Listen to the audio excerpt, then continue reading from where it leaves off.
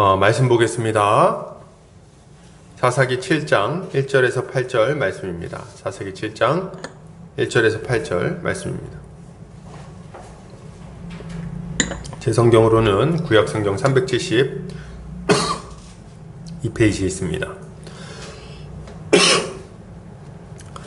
제가 봉독해 올리겠습니다. 여룻바알이라 하는 기드온과 그를 따르는 모든 백성이 일찍이 일어나 하루셈 곁에 진을 쳤고 미디안의 진영은 그들의 북쪽이요 모레산 앞 골짜기에 있었더라. 여호와께서 기드온에게 이르시되 너를 따르는 백성이 너무 많은즉 내가 그들의 손에 미디안 사람을 넘겨주지 아니하리니 이는 이스라엘이 나를 거슬러 스스로 자랑하기를 내 손이 나를 구원하였다 할까 함이니라. 이제 너는 백성의 귀에 외쳐 이르기를 누구든지 두려워 떠는 자는 길르앗산을 떠나 돌아가라 하라 하시니 이에 돌아간 백성이 22,000명이요 남은 자가 10,000명이었더라.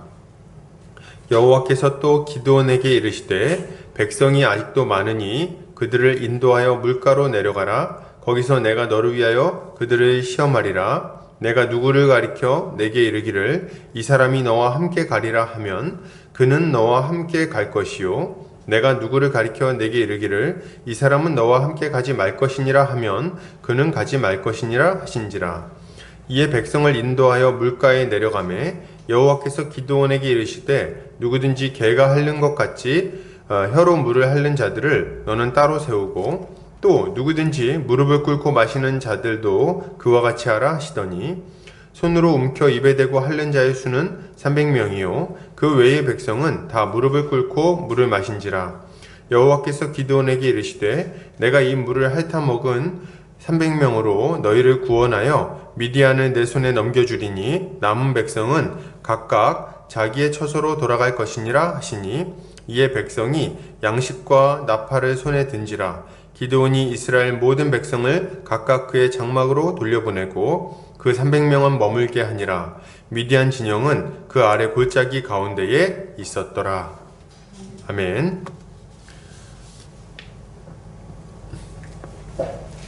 사사기 7장 1절부터 8절까지 기드온과 300의 필부들이라는 제목으로 말씀을 보도록 하겠습니다. 이 시대는 하나님의 능력보다 사람의 능력을 더 의지하는 시대입니다. 세상에서 이런 모습을 보이는 것은 당연한 일이라고 생각이 됩니다. 새삼스러운 일이죠. 하나님을 떠나 자신의 힘만으로 인생을 살아내야 하니 당연하다면 당연한 말인 것입니다. 문제는 교회입니다. 교회가 문제예요. 교회는 하나님의 은혜로 구원받은 하나님의 백성이요 하나님의 능력으로 살아가는 자들임에도 불구하고 이런 모습을 보인다는데 문제가 있는 겁니다. 우리는 하나님의 말씀을 의지해서 기도로 살아갔던 우리 믿음의 선배들의 이야기를 듣고 자랐습니다. 그런 얘기 참 많이 들었어요. 그들은 사방으로 우겨쌈을 당하고 환난과 핍박을 당했지만 이 모든 것을 이겨내며 하나님의 영광을 드러내는 영광스러운 삶을 살았습니다. 이들이 세상 사람들보다 능력이 출중하거나 재산이 많았던 것이 아니에요. 환경적으로도 더 괜찮았던 게 아닙니다. 그러나 그럼에도 불구하고 이들이 이렇게 놀라운 승리를 거두며 열매 맺는 인생을 살 수 있었던 비결은 뭐였을까요? 바로 말씀과 기도였어요. 이들은 하나님의 초월적인 능력을 의지해서 세상이 감당하지 못할 삶을 살아갈 수 있었던 겁니다. 근데 이제 이런 것도 옛말이 된 것 같습니다. 교회가 점차 생명력을 잃어가는 것 같아요. 점차 생명력을 잃어간다.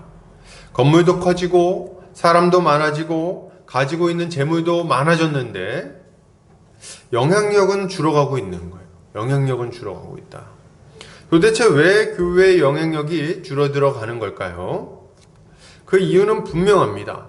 교회는 건물을 얻고 재물을 얻고 사람을 얻었는지 모르지만 하나님의 능력을 잃어버렸기 때문입니다. 돈이 많으니까 기도하지 않아요. 권세가 많으니까 기도하지 않습니다. 사람이 많으니까 기도하지 않는 거죠. 도리어 문제가 생기면 사람 씁니다. 하나님께 순종하며 어려움을 감내하기보다는 어려움을 피하기 위해 말씀을 왜곡하죠. 말씀 보고 기도하며 신앙의 고비를 넘어서려는 노력이 현저하게 줄어들었어요. 뭐 어려운 일이 생기면 옛날 목사님들 맨날 뭐라 그럽니까? 목사님 저희 집안에 이런 문제가 생겼어요. 그럼 목사님들 답이 거의 군대에서 주는 약 비슷해요. 빨간 약. 그래서 뭡니까? 뭐예요? 목사님 힘들어요. 말씀 보고 기도하세요. 뭐 이렇게 집안에 일이 있어도 말씀 보고 기도하세요. 남편 문제가 있어도 말씀 보고 기도하세요. 직장에 문제가 생겨도 말씀 보고 기도하세요. 근데 말씀 보고 기도하는 게 정답이거든요. 그래가지고 옛날 성도님들 보면은 막 어려운 일이 있을 때 말씀 보고 기도하면서 인내하고 그 어려움을 견뎌내고 그 어려움을 극복해서 마침내는 그 집안 전체를 복음화시키는 막 그런 일들이 나타났던 거죠. 문제를 이겨내고 인내의 열매를 맺고 말이죠. 세상이 감당하지 못할 초월적인 능력을 그 인생을 통해서 막 드러내 보였다는 거예요. 말씀 보고 기도하세요. 근데 이제 이런 하나님의 말씀 보고 기도하면서 견디고 이겨내는 노력은 현저하게 줄어들었는데 그 대신에 뭐가 늘어난지 아십니까? 예, 자신의 능력을 갖추려는 노력은 늘어났어요. 아주 현저하게. 그래서 하나님의 능력을 의지하는 것은 없어지고 자신의 능력을 의지하는 것은 점점 커지니 당연히 초월적인 역사가 줄어들게 되는 겁니다. 여러분 이게 목사들도 이런 유혹을 받아요. 목사들도 이런 유혹이 큽니다. 그러니 성도들이야 오죽하겠습니까? 여러분 그러므로 우리가 정신을 바짝 차려야겠습니다. 정신을 바싹 차려야 되겠어요. 세상의 풍조가 이러한데 정신을 안 차리면 믿음을 지킬 수 있겠습니까? 믿음 못 지키겠죠. 순식간에 휩쓸려 가겠죠. 주님이 맡긴 사명도 감당하지 못할 거예요. 그러므로 다시 정신을 차리고 사명의 자리로 나아가야 할 것입니다. 우리는 지난 시간까지 기드온이 어떻게 사명을 받았는지 그리고 그가 그 부르심에 어떻게 응답했는지를 살펴봤어요. 그 모든 과정은 신자가 어떻게 사명을 받는지, 무엇을 준비해야 하는지, 어떻게 사명을 감당하게 되는지를 잘 보여줬습니다.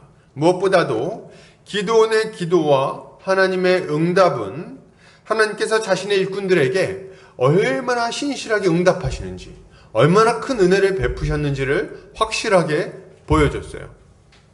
그러나 이게 끝은 아닙니다. 하나님께서 우리의 기도에 응답해서 표적을 보여주시는 것, 우리의 믿음을 견고하게 하시는 것, 이게 다가 아니라는 거예요. 하나님은 이렇게 표적을 보여주신 이후에 기드온에게 믿음의 반응을 요구하십니다.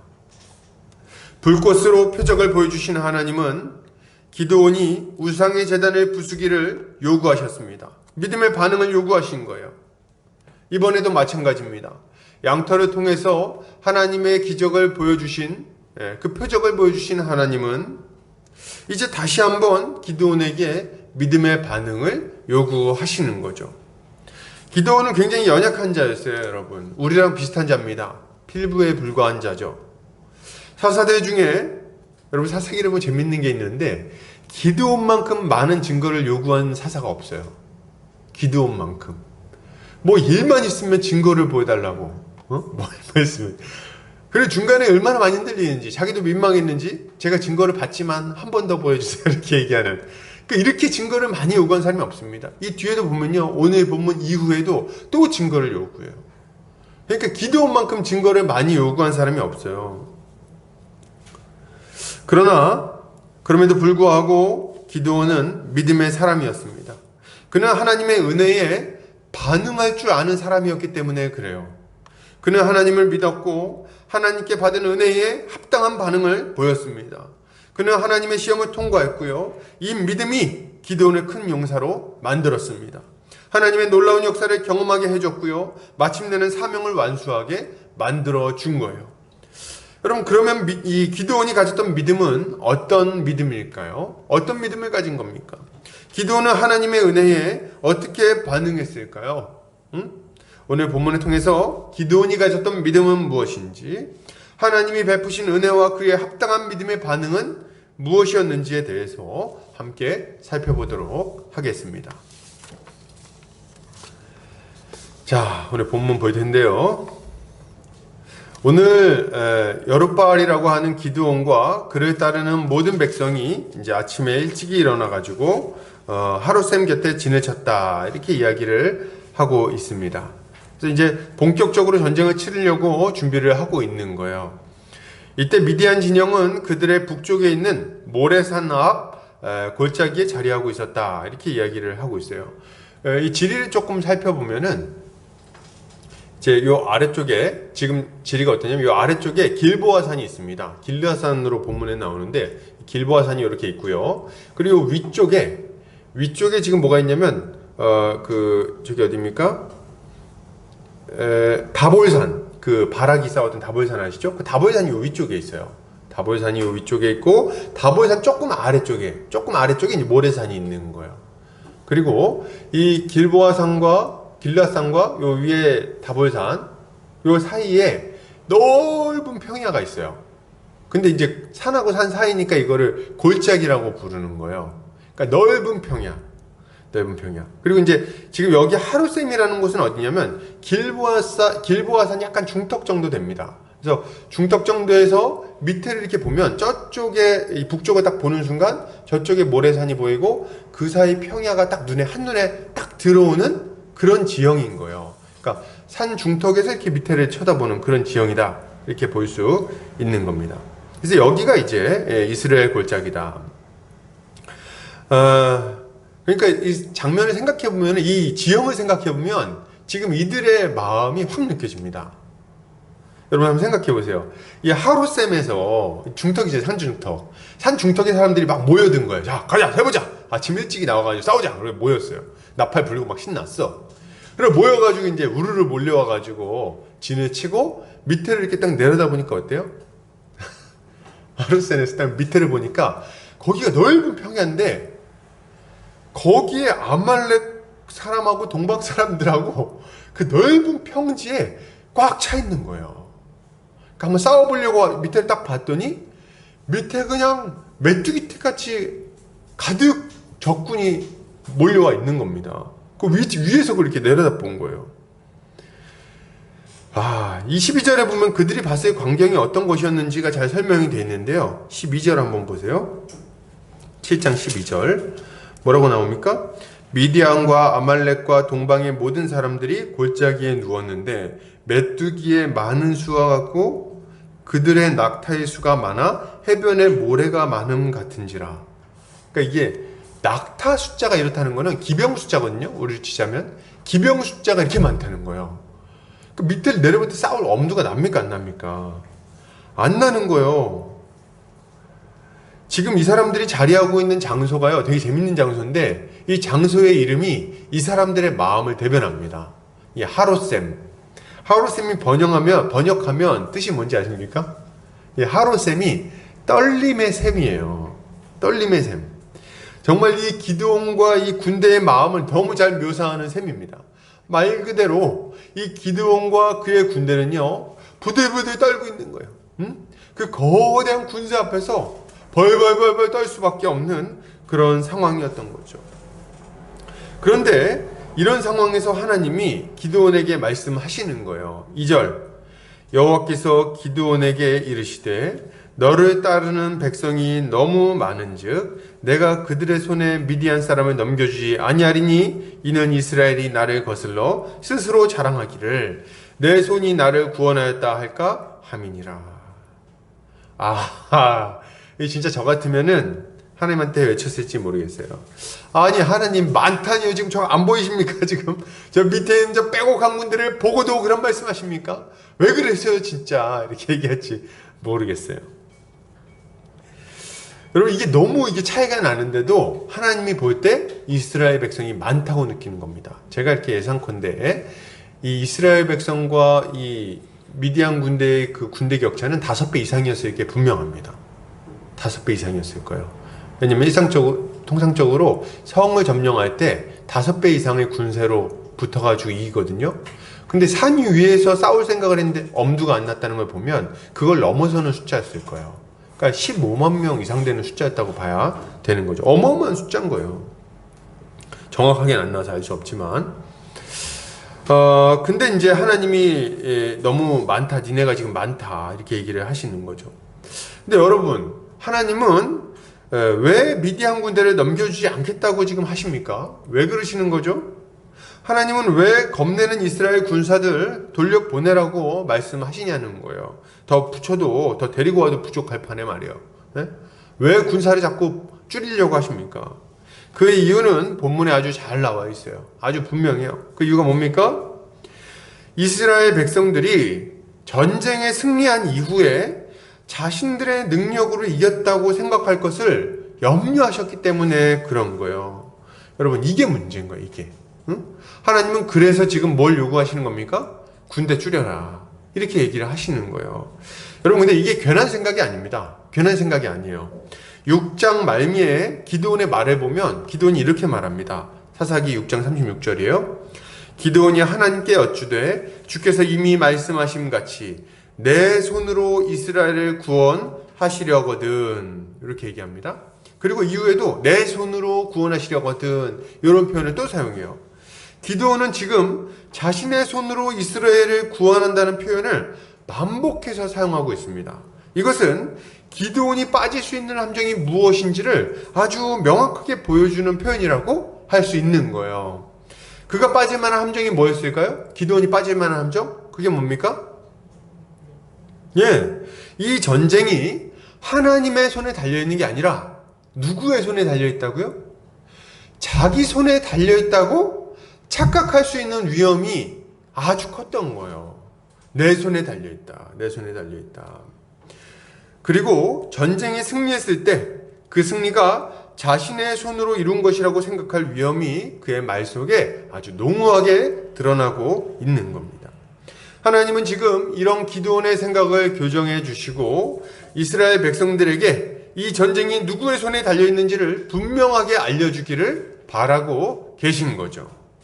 이것을 생각할 때 이스라엘 백성들이 모여있는 이 지금 이스라엘의 숫자는요, 좀 애매한 숫자인 게 좀 분명합니다. 좀 애매한 숫자였어요. 애매한 숫자였다. 왜요? 미디안 군대를 그냥 이기기에는, 한번 붙어보기에는 한참 부족한 숫자인 거는 맞아요. 그런데 내부적으로 봤을 때는 그걸 잘 못 느낍니다. 잘 못 느낄 수 있는 숫자예요. 여러분, 32,000명이거든요. 32,000명이 우리가 딱 생각할 때 어느 정도 숫자인가 잘 감이 안 오시죠? 32,000명. 32,000명은 그 안에 들어가면 안 보입니다. 주변이. 몇 명이 모였는지 알 수가 없어요. 무슨 말인지 이해되시나요? 3만 명은 우리 연병장이라고 이 초등학교 운동장에 제가 이렇게 중고등학생 다닐 때, 초등학교 다닐 때 애들을 딱 다 내려보내면은 한 600명 정도 되는 숫자입니다. 600명에서 1000명 정도 되는 숫자인데 꽉 차요. 운동장이 꽉 차요. 굉장히 많습니다. 근데 3만 명이면요, 이렇게 옆에를 사람이 딱 서가지고 옆에를 보면 안 보입니다. 어느 정도 숫자인지 알 수가 없어요. 그러니까 우리가 더 많은지 쟤네가 더 많은지 정확한 감각을 갖기가 어렵다는 겁니다.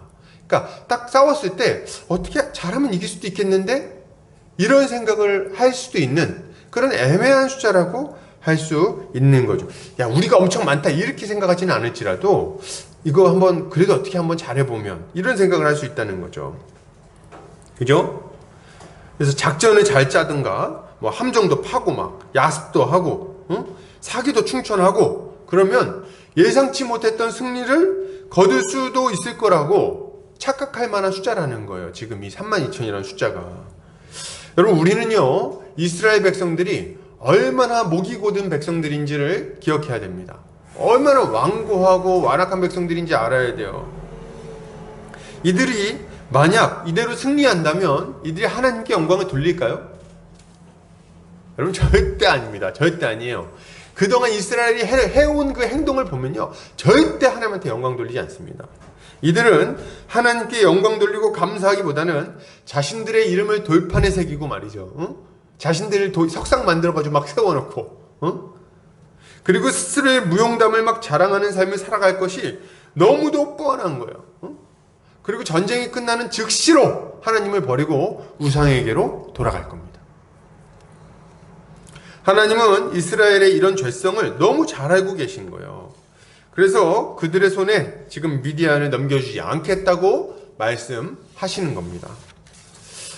여러분, 우린 이걸 통해서 하나님이 우리에게 요구하시는 믿음이 무엇인지를 분명하게 알 수가 있습니다. 분명하게 알 수 있어요. 하나님이 요구하시는 믿음이 뭡니까? 하나님이 요구하시는 믿음. 그것은 이 전쟁이, 좀 잘 들으세요. 우리가 싸우는 이 영적 전쟁이 우리의 손이 아니라 오직 하나님의 손에 달려있다는 것을 믿는 믿음이 필요한 거예요. 우리 주님은 이런 믿음을 우리에게 요구하시는 겁니다. 전쟁의 승리는 나의 노력이나 열심을 통해서 얻어지는 것이 아니라 오직 하나님의 은혜로만, 하나님의 은혜와 능력으로만 얻어지게 된다는 것을 믿어야 된다는 거예요. 이게 하나님이 우리에게 요구하시는 믿음입니다. 여러분, 만약 우리가 이런 믿음을 잃어버린다면 어떻게 될까요? 우리가 이 믿음을 잃어버리면 어떻게 될까요?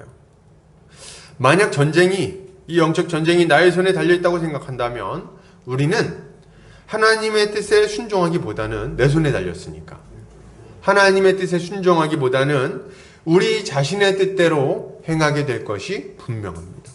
그죠? 내가 한번 잘해보겠다고 생각할 거라는 거예요. 인간적이고 세속적인 생각에 사로잡혀서 어리석은 선택을 하게 될 것이 분명합니다. 이거 한번 이겨보려고, 한번 잘해보려고, 좋은 열매 맺어보려고 내가 알고 있는 최선의 방식을 사용할 거라는 거예요. 여러분, 실제로 자신의 힘으로 교회를 세우려다가 하나님의 뜻을 저버린 사람들이 얼마나 많습니까? 여러분, 참 많아요. 여러분, 우리 주변에도 많습니다. 이들은 복음의 메시지가 교회의 부흥에 방해가 된다고 생각해서 복음의 메시지를 가벼운 것으로 바꿔버렸습니다. 여러분, 제가 이름을 딱 말씀드리진 않겠는데 미국의 유명한 교회 목사님이에요. 청년들을 만나서 상담하는데 상담을 해봤더니 복음 메시지가 너무 우울하다는 이 평가를, 이렇게 설문을 받았어요. 그래서 어떻게 했냐면 실제로 긍정적인 것만 복음을 전하기로 결정을 했습니다. 그래가지고 이 교회가 크게 부흥했어요. 크게 부흥했어요. 아주 크게 부흥했어요. 초대형 교회입니다. 십자가와 의와 거룩에 대한 이야기, 하나님의 진노와 심판에 대한 이야기를 없애버리고 하나님의 사랑만 강조하기 시작했어요. 또 치유와 번영, 승리에 대해서만 선포하기 시작했습니다. 그 결과는 교회의 사이즈가 커지고 사람들이 몰려드는 거였죠. 그런데 동시에 그들은 복음의 능력을 잃어버렸습니다. 이 교회 안에는 회개도 없고 거듭남도 없고 거룩함도 없어졌어요.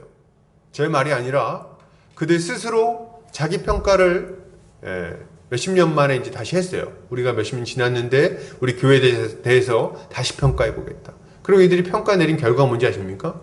우리 교회는 참된 신앙의 열매를 찾아보기가 힘들다. 이런 결론을 냈어요. 그죠? 여러분, 생각해 보세요. 하나님의 진노와 심판에 대한 이야기를 없애버리고 십자가와 의와 거룩에 대한 이야기를 없애버렸는데 그 안에 무슨 회개가 있겠어요? 무슨 죄를 애통함이 있겠습니까? 무슨 거듭남이 있고 무슨 거룩함이 있겠냐는 거예요. 그 안에 비용을 계산하고 십자가 지는 삶이 나타나겠습니까? 자기 자신을 희생해서 다른 사람을 일으켜 세우는 일을 그들 가운데서 하겠냐는 거예요. 고난을 이겨내는 초월적인 능력이 나타나겠습니까? 당연히 안 나타나죠. 당연히 안 나타나는 거예요. 그야말로 하나님의 능력을 잃어버린 것입니다. 이것이 하나님의 손을 의지하지 않고 내 손을 의지한 자들의 모습인 거예요. 또한 여러분, 이런 잘못된 생각은, 잘못된 믿음은 영적 전쟁을 치르는 와중에도 큰 어려움을 가지고 옵니다. 어떤 어려움이요? 전쟁이 자신에게 달려있다고 생각하는 데서 오는 두려움과 공포입니다. 그것이 이들에게 찾아올 어려움이에요. 이스라엘 백성들은 이 전쟁이 자신들의 손에 달려있다고 생각했어요. 그죠? 내 손에 달려있다. 그래서 어떻게 하고 있습니까? 한번 열심히 한번 해보자. 이렇게 했나요? 아니요. 감당하지 못할 대적들을 보면서 큰 두려움에 떨고 있는 거죠. 우리도 마찬가지입니다. 만약 우리가 치르는 영적 전쟁이 전적으로 우리의 손에 달려있다고 생각한다면 여러분 그러면 어떨까요? 해볼 만하다고 생각할까요? 요거 한번 해볼 만한데? 이런 생각이 들까요? 여러분 아니요. 그렇지 않습니다. 우리를 둘러싼 적들의 권세와 능력을 보면서 두려움에 벌벌 떨게 될 것이 아주 분명한 거예요. 세상의 거대한 풍조와 마귀의 강대한 힘을 보면서 좌절하게 될 거라는 말입니다. 그죠? 그걸 이겨내기에 우린 너무 연약하니까. 그리고 이렇게 영적 전쟁을 싸우다가 승리한 이후에는 즉시로 하나님을 잃어버리게 될 것입니다. 스스로의 행위를 자랑하며 자신을 높이다가 하나님의 영광을 가리게 될 거라는 말이에요. 우리의 공로를 자랑하다가 하나님의 은혜를 저버리게 되겠죠. 그러지 않겠습니까? 잘 싸워놓고 나서 그때 내가 그거 해가지고 이렇게 된 거야. 나중에 교회를 잘 세워놓고 나서 그러는 거예요. 뭐라 그럽니까? 교회 잘 세워놓고 나서 야 니네 이 교회 누구 때문에 이렇게 세워졌는지 알아? 뭐 이런 말 한다는 거예요. 어떤 노예 이제 아는 목사님이 노예 이제 모임에 갔는데 제가 아는 노예는 아니에요. 근데 갔는데 그 노예에서 어떤 장로님 딱 앞에 나오더니 그런다는 거예요. 야 니네 다 나가도 돼. 이 노예 누가 세웠는지 알아? 내가 세웠어 내가. 이렇게 얘기를 했다는 거예요.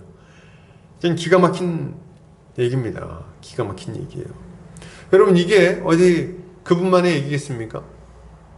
여러분 우리가 만약 이 모든 전쟁이 하나님의 손에 달려있다는 것을 분명히 믿고 그것을 인정하지 않는다면 우리도 나중에 똑같은 말을 하게 될 거예요. 똑같은 말. 아 내가 지금 이렇게 잘 살고 있는 거 니네 모르겠지만 그때 진짜 어려움이 많았지. 근데 그때 내가 그냥 딱 믿었잖아. 딱 믿었어. 그래가지고 하나님이 그냥 복을 부어주시는데 아주 니넨 모를 거야. 잘해보고 싶으면 나처럼 해. 여러분 여기에 어디 하나님의 영광이 드러납니까? 본인의 영광이 드러나지 않나요? 이것은 그야말로 성령으로 시작했다가 육체로 마치는 인생이라고 할 수 있을 것입니다. 이게 얼마나 비참한 인생입니까? 하나님은 우리가 이런 공경에 처하지 않게 하기 위해서 우리에게 먼저 믿음을 요구하시는 거예요. 본격적으로 영적 전쟁을 시작하기 전에 이 믿음을 확고히 갖게 되기를 바라고 계신다는 거예요. 그러므로 여러분 우리가 하나님의 사명자로서 사명을 잘 감당하기를 소망한다면 우리는 먼저 이 전쟁이 하나님께 속해 있다는 것을 인정해야 되겠습니다. 여러분 그걸 인정하세요. 전쟁이 우리의 능력이 아니라 오직 하나님께 달려있다는 것을 믿음으로 고백해야 됩니다. 그리고 오직 하나님의 말씀대로 순종하며 하나님의 방식대로 싸우겠다고 결정해야 돼요. 우리의 생각에 더 지혜로운 방법처럼 보여도 하나님이 아니라고 하시면 그 길로 가지 않아야 되겠습니다. 하나님의 어리석은 것이 사람의 지혜로운 것보다 더 낫다는 것을 여러분 인정해야 되겠어요. 그걸 인정해야 돼요. 세상적인 두려움이 찾아올 때에도 하나님의 손을 의지하며 그 두려움을 이겨내야 할 것입니다. 이것이야말로 하나님의 일꾼이 가져야 할 마땅한 믿음의 모습인 거예요. 이런 믿음을 갖는 성도님들 되시기를 주의 이름으로 축복합니다. 계속해서 보겠습니다. 하나님은 기드온에게 이제 명령하십니다. 3절 이제 너는 백성의 귀에 외쳐 이르기를 누구든지 두려워 떠는 자는 길르앗산에 떠나 돌아가라 하라 하시니 이에 돌아간 백성이 22,000명이요 남은 자가 10,000명이었더라. 하나님은 먼저 두려워서 떠는 자들을 각자 자기 처소로 돌려보내도록 이렇게 하십니다. 이렇게 떠나간 사람들이 몇 명입니까? 22,000명. 되게 무서웠나 봐요. 22,000명. 3분의 2가 넘게 지금 떠났어요.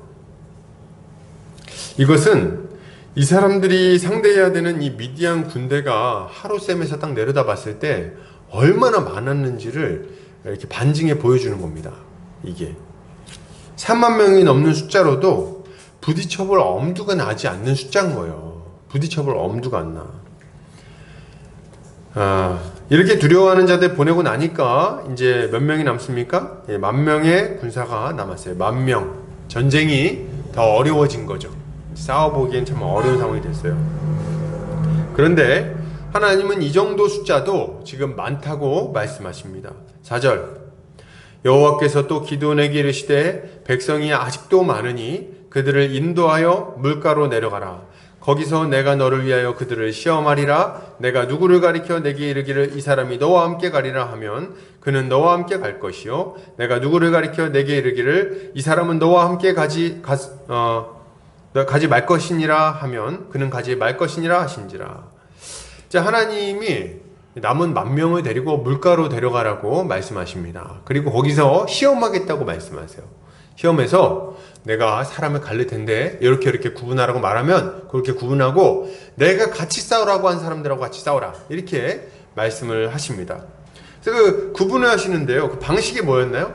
시험하는 방식이 물 마시는 거였습니다. 물을 어떻게 마시는가, 이런 거였는데, 물을 마실 때 2개로 딱 나누라고 명령을 하세요. 하나는 개처럼 물을 핥는 자는 따로, 그리고 엎드려서 물을 마시는 자는 또 따로, 이렇게 나누라고 이렇게 명령을 하십니다. 개처럼 물을 핥는다는 게 뭐냐 이렇게 봤더니, 물 이렇게 떠가지고 이렇게 살짝 이렇게 따먹으면 참 물도 추잡스럽게 먹죠. 이렇게 떠가지고 이렇게 호로록 마시면 되지 뭘 살짝 먹습니까? 근데 이렇게 떠가지고 살짝 이렇게 먹는 사람 따로. 그러니까 이 독특한 사람들이에요. 그런 사람들 한 300명 나눠 보니까. 그리고 이제 시냇가가 흐르니까 정상적인 이 물 마시는 방식은 뭐예요?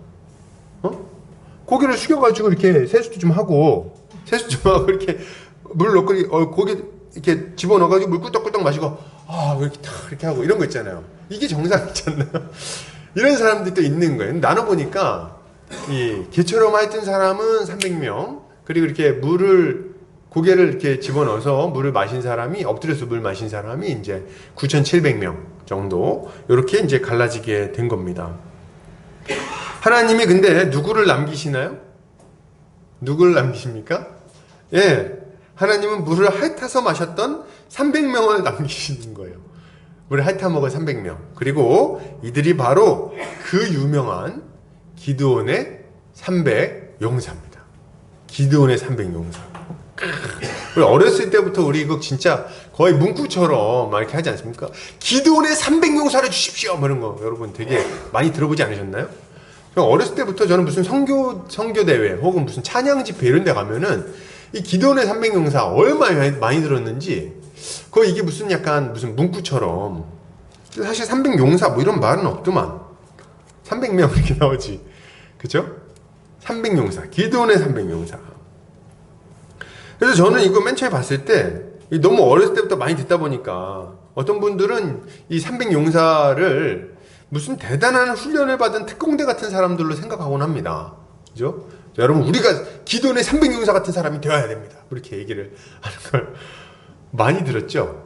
많이 봤습니다. 근데 실상은 이들의 선발 기준이 너무 허망해요. 선발 기준이 뭡니까? 물을 그냥 개처럼 핥아 먹은 거예요. 여러분, 기드온의 300용사가 되는 건 어렵지 않아요. 물 마실 때 핥아 먹으세요. 그러면 돼. 조건은 이거야. 물을 핥아 먹기. 그럼 이게 굉장히 우스꽝스러운 얘기 아닙니까? 그러면 하나님은 도대체 왜 이 300명입니까? 왜 시험해갖고 뽑는다더니 왜 300명 이 사람들 왜 뽑은 거예요? 이게 뭔가 의미가 있나요?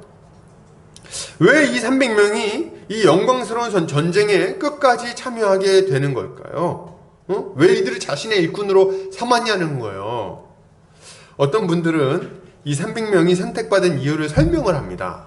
설명을 하는데, 첫 번째는 이제 그들의 용기에서 이들을 선발한 이유를 좀 찾아요. 이들의 용기. 그래서 두려운 자는 떠나라 이렇게 얘기했는데 22,000명 떠나고 남은 자들이었다는 거예요. 10,000명. 그러니까 이들은 두려웠음에도 불구하고 두려움을 갖지 않고 아주 용감한 자들이었다.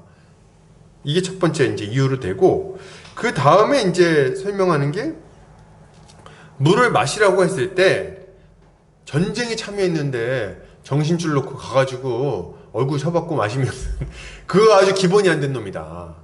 그래가지고 그렇게 무릎 꿇고 마신 사람들은 탈락. 이 전쟁이 벌어졌는데 끝까지 주변 사주를 경계하면서 자주를 경계하면서 물에 떠가지고 적들이 오나 안 오나 보면서 이렇게 막 마신 사람들이, 이렇게 준비한 자들이 바로 하나님의 일꾼이 된 것이다. 이렇게 설명하는 걸 제가 들었습니다. 근데 여러분, 이거는요 정말 동의하기 어려운 말이에요. 너무 동의하기 어려운 억지입니다. 왜냐하면 성경에서는 여러분, 개를 절대로 좋은 표현에 갖다 붙이지 않습니다. 구약 성경 보세요. 개라는 표현이 좋은 표현을 할 때 여기 갖다 붙이는 경우가 없어요. 그러니까 우리가 그냥 우리나라에서도 개를 굉장히 안 좋게 쓰잖아요. 근데 여긴 더 심합니다. 들개이기 때문에. 그래서 개처럼 핥았다, 이거는요, 이거는 굉장히 안 좋은 표현인 거예요. 추잡스럽게 먹었다, 이렇게 표현해도 과언이 아닙니다. 그러니까 굉장히 더럽게 먹었다고 표현을 하고 있는 거고, 비천한 자들이라는 의미를 가지고 있다고 누가 해석을 했는데, 저는 오히려 그런 해석에 동의하는 편이에요. 또한 여러분, 무릎 꿇고 물 마시는 거 꼭 나쁘게 볼 이유가 있어요? 오히려 빨리 마시고 일어나면 되는 거 아닙니까? 꿀꺽꿀꺽 탁. 뭐 적들이 온다고 해서 뭐 순식간에 막 10m 막 20m 달려옵니까? 그렇지 않잖아요. 저기서 발발구 소리 들리고 막 하여튼 또 산 중턱 아니에요. 그러니까 물 마시고 나서 이렇게 일어나면 되지. 그리고 또 오히려 겸손하다고 볼 수 있지 않습니까? 무릎 꿇고 마셨으니까. 뭘 뻣뻣하게 이렇게 서가지고 물을 마십니까? 본인이 무슨 신채호 선생님이에요? 그것도 아니잖아요. 이걸 생각해 볼 때 지금 하나님의 선발 기준은 아주 명확합니다. 하나님의 선발 기준은 뭐예요? 예, 마시는 거 보고 둘 중에 적은 숫자를 택하신 거예요. 둘 중에 적은 숫자. 이게 하나님의 선발 기준이었습니다. 여러분, 하나님이 왜 사람들 숫자를 줄이셨는지를 기억해야 돼요. 하나님 왜 지금 숫자를 줄이고 계신 겁니까? 용사 중에 용사를 선별하고 계신 겁니까? 아니요. 지금 하나님이 숫자를 줄이시는 목표 자체가 이들의 힘으로는 도무지 이길 수 없다는 걸 알려주려고 그렇게 하시는 거 아니에요. 그런데 뭔가 전쟁 잘할 만한 사람을 뽑았다고요? 그러면 하나님의 의도하고 정면으로 부딪히는 거 아닙니까? 그죠? 그러니까 괜찮은 사람들을 뽑을 리가 없는 겁니다. 괜찮은 사람들을 뽑을 리가 없는 거예요. 싸움 잘할 만한 아주 날카로운 사람들, 이런 사람들 뽑을 리가 없다 이거죠. 그런 사람들이 아니에요. 하나님은 지금 용감한 자를 뽑으시는 것도 아니고 전쟁을 잘 준비하는 사람들을 뽑으시는 것도 아닙니다. 하나님이 겁내는 사람들을 돌려보내고 무릎 꿇고 물 마신 사람들을 보내신 이유는 아무것도 할 수 없는 300명, 도무지 자신들의 힘으로는 전쟁을 이길 수 없는 비천한 300명을 남겨서 이 전쟁이 오롯이 하나님의 손에 달려있다는 것을 만천하에 아주 분명하게 보여주기를 원하신 것입니다. 그게 우리 하나님의 의도인 거예요. 우리 사도 바울은 말합니다. 뭐라고 말합니까? 고린도전서 1장 26절 29절. 형제들아, 너희를 부르심을 보라. 육체를 따라 지혜로운 자가 많지 아니하며 능한 자가 많지 아니하며 문벌 좋은 자가 많지 아니하도다. 그러나 하나님께서 세상에 미련한 것들을 택하사 지혜 있는 자들을 부끄럽게 하려 하시고 세상에 약한 것들을 택하사 강한 것들을 부끄럽게 하려 하시며 하나님께서 세상에 천한 것들과 멸시받는 것들과 없는 것들을 택하사 있는 것들을 폐하려 하시나니 이는 아무 육체도 하나님 앞에서 자랑하지 못하게 하려 하심이라. 아멘. 하나님이 비천한 자들을 택하신 이유가 뭡니까? 아무 육체도 하나님 앞에 자랑하지 못하게 하려는 목적이 있는 거예요. 하나님은 자신의 일꾼을 부르실 때 외적인 조건을 보지 않으십니다. 할렐루야. 이걸 안 보신다는 거 얼마나 다행이에요. 이거 봤으면 우리는 틀렸어요. 벌써 틀렸지. 저부터가 이 자리에 있지 못할 거예요. 그러나 우리 주님은 그들의 능력이나 재력이나 가문을 보지 않으십니다. 도리어 하나님은 무능하고 부족한 자들이 하나님께 헌신할 때 그들을 들어서 하나님의 능력을 드러내시는 거예요. 왜요? 하나님의 능력과 오직 하나님의 능력과 하나님의 영광만 밝히 드러나게 하시려는 목적이 있는 겁니다. 여러분, 우리 이걸 보면서 하나님께서 지금 어떤 자를 들어서 사용하시는가를 여러분 잘 배워야 되겠어요. 여러분 이걸 배우셔야 돼요. 여기서 하나님은 어떤 자를 들어서 사용하십니까? 어떤 자를 들어 사용하세요? 하나님은 자기 자신을 의지하지 않고 온전히 하나님만을 의지하는 자를 사용하십니다. 자기의 능력, 자기의 재능, 자기의 재력을 자랑하는 자를 사용하지 않으세요. 배경이 좋은 사람을 사용하지도 않으십니다. 여러분. 여러분, 용감한 자를 사용하지도 않으세요. 여러분, 용감한 자를 지금 이거 보면서 야, 그래도 얘네들이 요즘 용감한 애들 아닌가 이렇게 생각할지 모르겠어요. 아니요, 그랬으면 기드온을 뽑으면 안 돼요. 그럼 기드온을 뽑으시면 안 됩니다. 기드온은 겁쟁이였거든요. 의심도 얼마나 많아요. 몇 번이나 요구합니까? 불꽃 좀 보여주시고, 뭐 양털 좀 어떻게 해주시고, 나중에는 뭐 진짜 이거 하시는 거 맞습니까? 뭐 의심하고 말이죠. 기드온은요, 처음에만 두려워했던 게 아니에요. 나중까지 두려워합니다. 여기 보세요. 뒤에 보세요. 어디입니까? 여기 12절에 보면은 11절에 보면 하나님이 말씀하세요. 뭐라고 말씀하세요? 야, 10절에 야, 네가 만일 내가 내려가기를 두려워하거든 내 부하와 함께 그 진영으로 내려가서 이렇게 뭐 어떻게 해라 이렇게 말씀하시거든요. 그럼 이제 안 두려웠으면 어떻게 해야 됩니까? 두렵긴 뭐가 두렵습니까? 하나님이 함께 하시는데 이렇게 해야 되는 거 아닙니까? 아니, 말씀하시자마자 불이 나게 내려갑니다. 내려가가지고 다 들어볼 정말 뭔 일 있나? 이렇게. 두려움이 많은 사람이에요. 겁 없는 사람 쓰신다고요? 어디 그럽니까? 어디? 우리가 다 겁 많은 사람들인데. 여러분, 그러면요, 재능이 없고 하나님은 재능이 없고 못나고 용기가 없는 사람들만 골라서 사용하신다는 겁니까? 그런 걸까요? 아니요, 그것도 아니에요. 여러분, 우리가 못나갖고 막 못난 게 조건이 되는 것도 아닙니다. 어떻게 보면 약간 조건이 되는 것 같기도 해요. 그러나 이게 조건인 것도 아니에요. 그럼 어떤 자가 주님께 쓰임을 받을까요?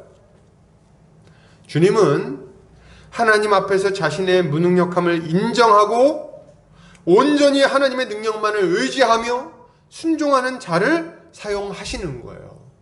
여러분, 그런 자를 사용하시는 겁니다. 하나님은 우리의 능력 유무를 따지지 않으십니다.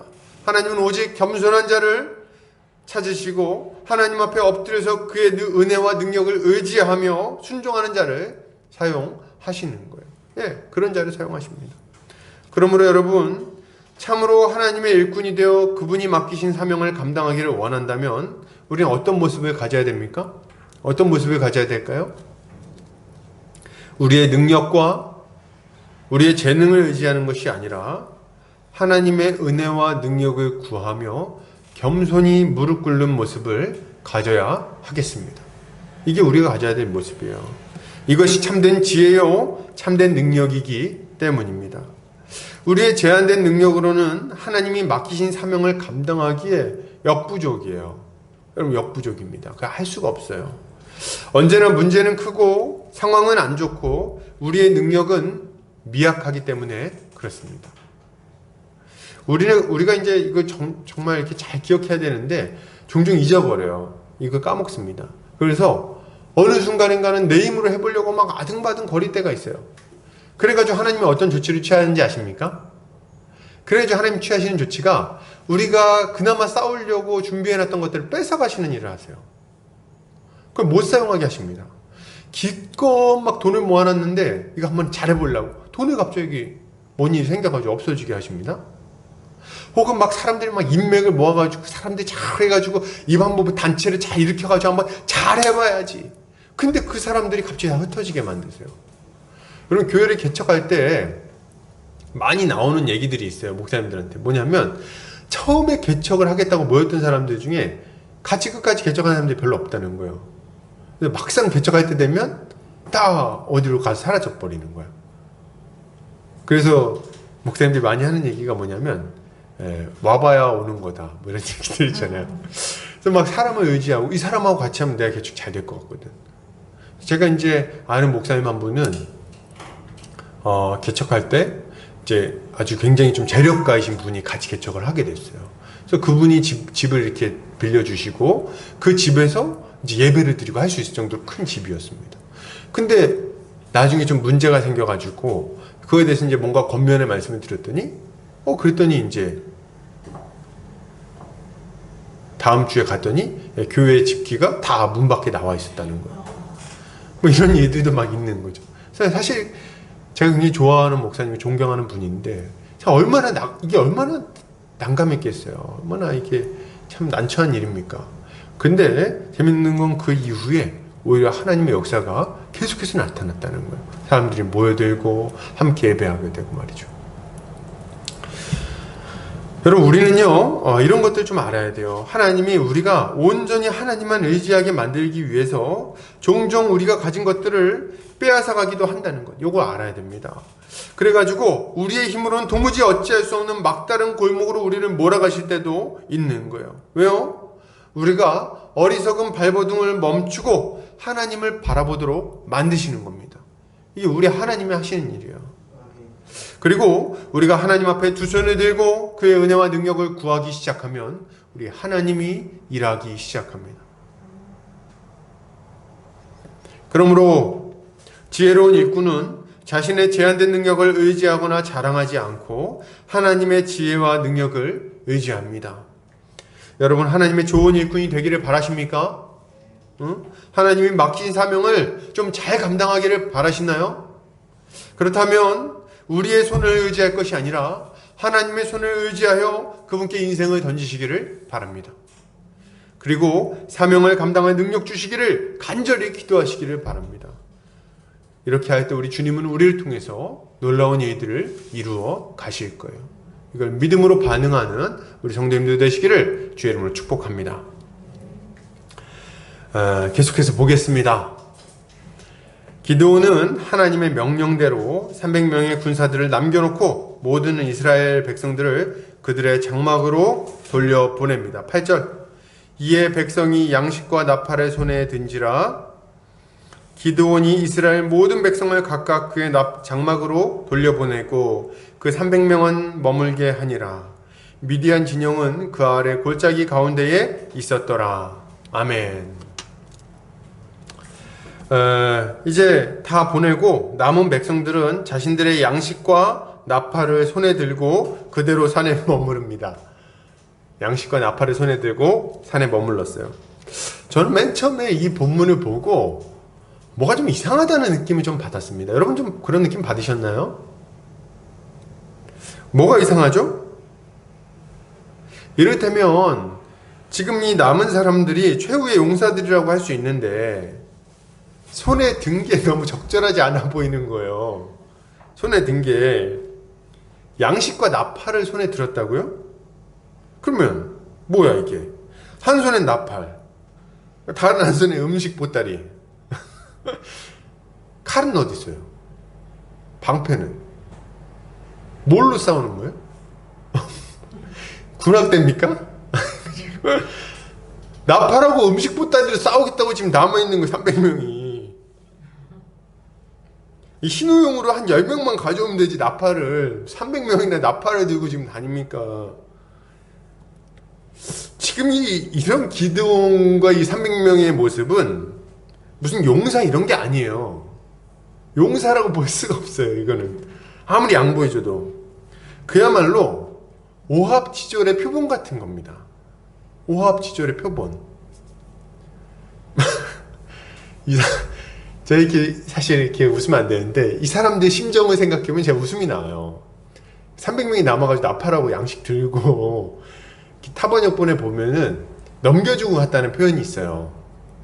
그러니까 이제 9,700명이 가면서 야 니네 이거라도 먹고 좀 어떻게 해봐 이렇게 음식이 남겨주면 이제 보따리에다가 초코파이 싸고 이렇게 해가지고 한쪽 보따리에 써가지고 이렇게 이 장막 앞에 서 있을 거 아니야. 애들 갈 때 배웅을 해야 되니까 나팔 들고 이렇게 서가지고 이렇게 잘 가라 이렇게 하면서 이렇게 9,700명 떠나는 거 볼 텐데 기분이 어땠을까요?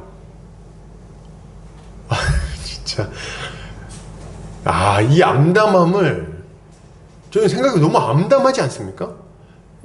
칼도 없고 전쟁을 해본 사람들도 아니고 기껏해야 나팔 들고 음식 보따리 들고 얘네들 무슨 유격전을 할 것도 아니잖아요. 밑에 막 수십만 명 모여 있는데 그 앞에 서가지고 애 떠나는데 잘 가라 이러고 있는 거야 지금.